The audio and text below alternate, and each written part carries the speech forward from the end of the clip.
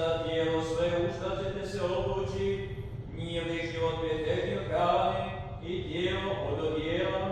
Pogledajte na ptice nebeske, kako oni siju niti žalju niti sabiraju žitice, pa ipak ih Otac naš nebeski hrani.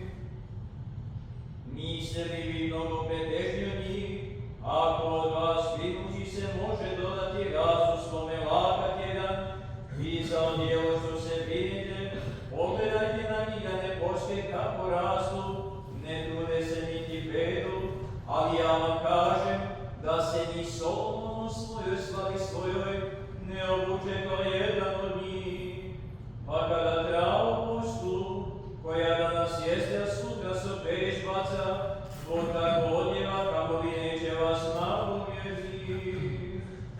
Ne brinite se dakle govoreći šta ćemo jesti ili šta ćemo piti ili čime ćemo se odjenuti, jer sve ovo ne zna Božji išlo, a zna Otac vaš nebeski da vam treba sve ovo, nego išite najprije Carstva Božjega i pravednosti njegove, i ovo će vam se dodati.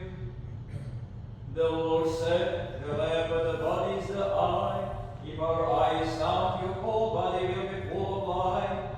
But if your eye is evil, your whole body